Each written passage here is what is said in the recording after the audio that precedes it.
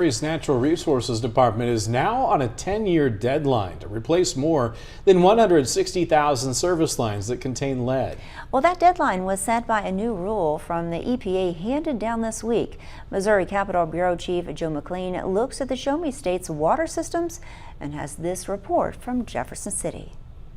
That decade deadline also comes with $40.5 million to update those lines. This map from the National Resources Defense Council shows how much lead is in each water system throughout the state. The tiny red dots are systems with 8,000 or fewer lead sources. While most of them report no lead at all, several, like North Kansas City, Kirkwood, and Parkville, have a few hundred listed. Still, though, half of the lead reports in Missouri come from St. Louis and St. Charles counties. Our records of what exactly the material is aren't necessarily completely accurate, so we're working now on updating that. That's because the water lines are owned by the customers. So the city of St. Louis is sending out letters to gather information on how many lines need to be repaired or replaced. Right now, citizens are somewhat shielded from the effects of lead because the city has a purification system. So that means that we bring the water to a pH level where the corrosiveness is very low, and that means that the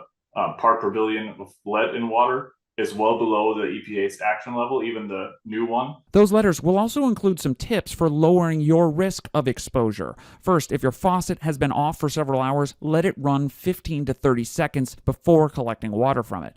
Also, lead dissolves more easily in hot water, so experts advise using cold water for cooking and consumption.